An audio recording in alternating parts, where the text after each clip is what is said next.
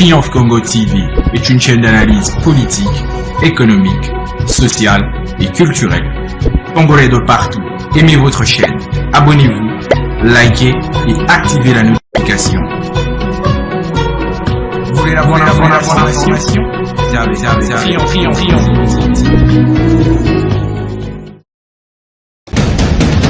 La République démocratique du Congo, c'est le plus grand pays d'Afrique centrale. Un territoire équivalent à plus de 4 fois celui de la France métropolitaine. C'est parti, aimables téléspectateurs, pour un nouveau numéro de votre magazine, de votre émission d'écrit info Kilashi Komambo. Bienvenue de partout où vous nous suivez en République démocratique du Congo, en Afrique, partout au monde. Soyez les bienvenus pour suivre ces magazines, ces nouveaux numéros, aimables téléspectateurs. Aujourd'hui, nous allons vous parler de la politique. Nous allons descendre au niveau des Kananga, dans la province du Kasaï central. Qu'est-ce qui se passe là-bas à Kananga? Comme vous le savez, avant que la première ministre puisse arriver à Kananga, il y avait des fonds alloués aux partis et regroupements politiques au niveau de Kananga pour l'accueil de la première ministre, Madame Judith Suminwa. Alors, après son départ, on parle des détournements des fonds alloués par rapport à son accueil au niveau de Kananga. Aimables téléspectateurs, vous avez l'intérêt de rester avec nous pour plus de lumière par rapport à cette situation qui se déroule au niveau de Kananga. Avant de continuer, aimables téléspectateurs, je vous demande de vous abonner très massivement parce que nous sommes sur tous les réseaux sociaux, nous sommes sur toutes les plateformes. Abonnez-vous sur YouTube, abonnez-vous sur TikTok, sur Instagram, sur la page Facebook, sur X, sur l'adresse @Congo Triomphe. Et aussi, nous sommes dans plusieurs groupes WhatsApp. Partout, vous allez trouver nos vidéos. Likez nos vidéos. Partagez nos vidéos à plus grande échelle. Et aussi, laissez les messages qui pourront toujours nous aider à modifier ce qui ne marche pas pour bien vous servir. Et surtout, vous apporter la bonne information, aimables téléspectateurs. Comme je vous ai annoncé dans mon introduction, nous allons descendre à Kananga, dans la province du Kasaï central, où votre rédaction va s'entretenir avec M. Stéphane Kandé, président de la Ligue des jeunes du comité urbain à Kananga, dans la province du Kasaï central. Il viendra nous expliquer les détournements des millions qu'on parle au niveau de la province du Kasaï central. Sans plus tarder, je vous prie de suivre cet entretien réalisé pour vous avec M. Stéphane depuis la ville de Kananga. Nous allons nous retrouver tout juste après. Monsieur Stéphane Kandé, bonjour. Oui, bonjour, monsieur. Oui, monsieur Stéphane Kandé, dans l'entrée de jeu, dites-nous quelle est la santé du parti AFDC dans la province du Kasaï central? Bien sûr, la santé est bonne, toutes les structures du parti sont en marche et les activités se déroulent sans embûche. C'est là avec l'appui du comité fédéral. Le tout se passe bien. Oui, le tout se passe bien, mais nous avons suivi votre sortie médiatique où vous dénoncez un détournement de fonds alloués à l'accueil de Madame la Première ministre. Quelle est la vérité par rapport à ça et pourquoi il y a cette sortie médiatique en ce moment de votre part? Merci bien de la question. La sortie médiatique, je confirme que c'est bien moi. Nous avons constaté avec amertume les comportements de certains de nos camarades, à l'occurrence les camarades Frédéric Chibona, le vice-président du comité urbain qui travaille au ministère des Transports en tant que conseiller. Lors du passage de la première ministre dans la province du Kasaï central, les fonds étaient réservés pour son accueil et c'est là pour chaque parti et regroupement politique qui devrait participer à l'activité. En ce qui concerne la situation de l'AFDC-A au Kasaï central, les fonds étaient donnés et récupérés par le camarade Chibona qui à son tour était de passage au parti le matin avant d'aller à l'aéroport, garantissant président fédéral adjoint et aux autres membres du comité que l'argent est là. Il y a 50 motos réservées par le gouvernement provincial. Et là, c'est uniquement pour le parti AFDC-A. Pour AFDC-A en tant que famille politique du vice-gouverneur. Alors pourquoi lui a pris cet argent au nom de qui? Parce que lui, il est vice-président de la jeunesse. Comment il peut engager toute la plateforme?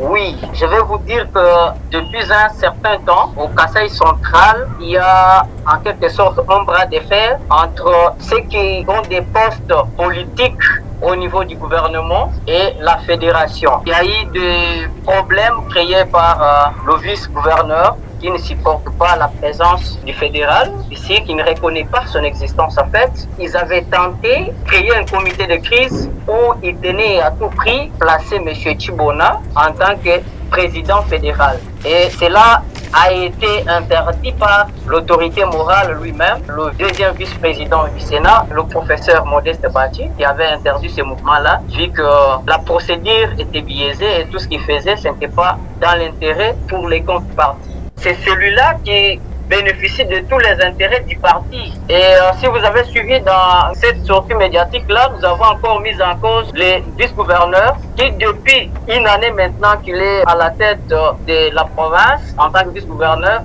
membre effectif de l'AFDC, tout ce qu'il y a comme argent de rétrocession du parti n'arrive pas. Et lui confisque tout l'argent et tout le monde qui est engagé là-bas, c'est lui qui coupe l'argent à la source et il ne remet pas au parti. Alors, comme nous avons senti qu'il y a une menace permanente de la part de ceux qui ont le pouvoir politique, et nous montons au créneau pour dénoncer ça. Oui, vous êtes monté au créneau pour dénoncer, mais dites-nous, vous l'avez dénoncé et vous avez parlé de détournement. C'est à quelle hauteur? Parce que parler de détournement, c'est une chose, mais la valeur détournée en termes d'argent, en termes de montant, c'est une autre. Bien sûr, la famille politique, les informations fiables que nous avons, la famille politique du vice-gouverneur, pour laquelle avait droit à 2 500 000 francs. C'est ce qui était réservé comme enveloppe pour cette activité. Alors, c'est l'argent qu'il a eu et il n'a pas dû remettre à qui de droit. Même s'il avait fait cette promesse-là au bureau, mais il n'est pas revenu. Tous les membres du parti qui étaient présents au bureau du parti, ils sont partis du bureau jusqu'à l'aéroport, ils sont rentrés, ils n'ont pas vu cet argent-là. Et lui n'est même pas revenu pour rendre compte au parti. Mais qui avait payé les bus alors? Parce que vous avez parlé de motos. Qui avait payé les motos?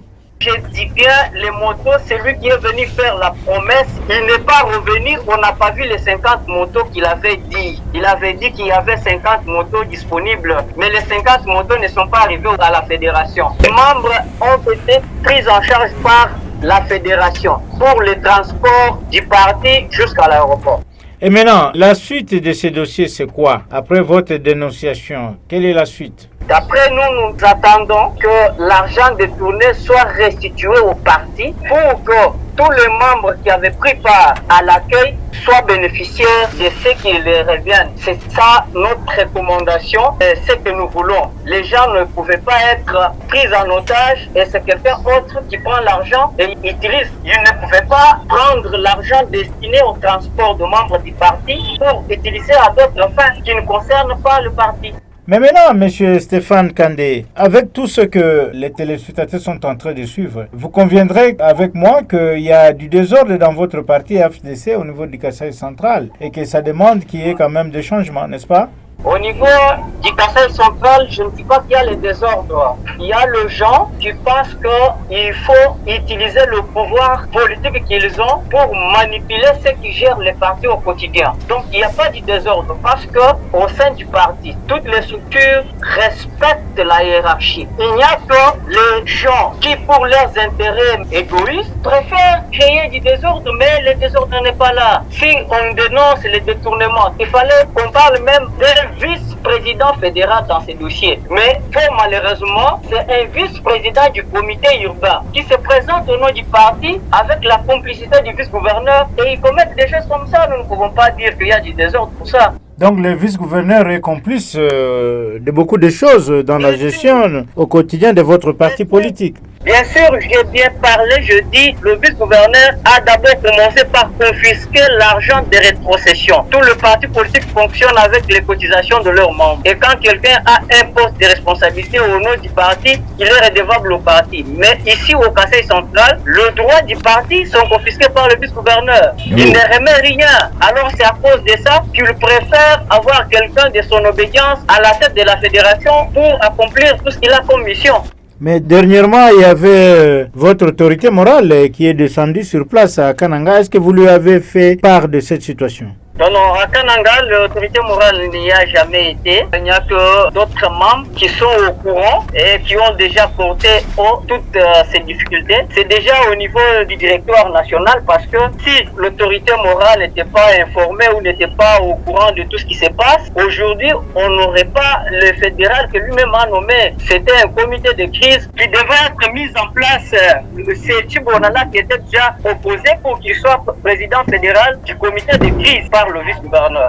Oui, maintenant que cette situation existe, vous estimez pour les coûts de la rétrocession que le vice-gouverneur est en train de détourner, ça peut atteindre environ combien d'argent selon vous? Jusqu'à présent, cela reste un mystère pour tout le membre du parti. Le nombre exact de tout le monde qui travaille au cabinet du gouverneur, au cabinet ministériel et aussi à la direction générale de recettes du Conseil central du G4, le nombre total est de 42 personnes. Et le parti ignore le pourcentage perçu par tête. Alors on ne sait pas aujourd'hui imaginer parce qu'on ne connaît pas combien il coupe et il prend combien, on ne sait pas. Et le vice-gouverneur s'appelle comment? Parce que vous citez seulement vice-gouverneur, mais vous ne citez pas son nom. Le vice-gouverneur s'appelle Job Kuyinda Makandende. Voilà, maintenant, devant ces faits, monsieur Stéphane Kandé, dites-nous, quel message avez-vous à lancer aux autorités du AFDCA qui vous suivent au jour d'aujourd'hui à travers Triomphe Congo Télévision par rapport à cette situation macabre que vous êtes en train de dénoncer ici? Notre cri d'alarme est que les autorités puissent s'impliquer pour que ces désordres que le vice-gouverneur et Tchibona veulent installer au sein du parti soient décantés et que chacun puisse prendre en charge ses responsabilités parce que nous ne voulons pas les désordres. Nous voulons, notre parti, c'est un parti discipliné. Alors quand les gens préfèrent créer les désordres, en fait, vu le statut règlement du parti, alors nous demandons qu'ils agissent pour mettre fin à ce qui est en train de s'installer au sein de l'AFDC au Kassai-Central. Voilà, aimables téléspectateurs de Triomphe Congo Télévision, c'était là monsieur Stéphane Kandé, qui est le président de la Ligue des jeunes du comité urbain de l'AFDCA au Kassai central, parti cher à monsieur Modeste Bahati. Monsieur Stéphane Kandé, Triomphe Congo Télévision vous dit merci. C'est à moi de vous remercier pour cette opportunité et surtout que vous allez porter haut notre demande qui va être écoutée directement par nos autorités.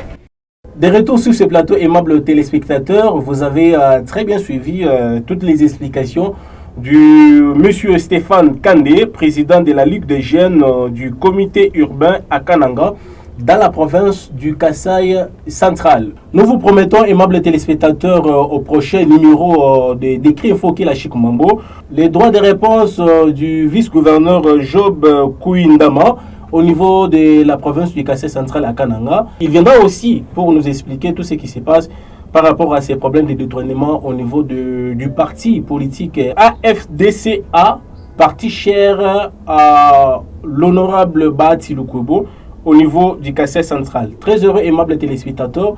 Je vous retrouve très prochainement avec un autre sujet d'actualité ici en République démocratique du Congo. À très bientôt. Triomphe Congo TV est une chaîne d'analyse politique, économique, sociale et culturelle. Congolais de partout, aimez votre chaîne, abonnez-vous, likez et activez la notification. Vous voulez avoir l'information? Triomphe.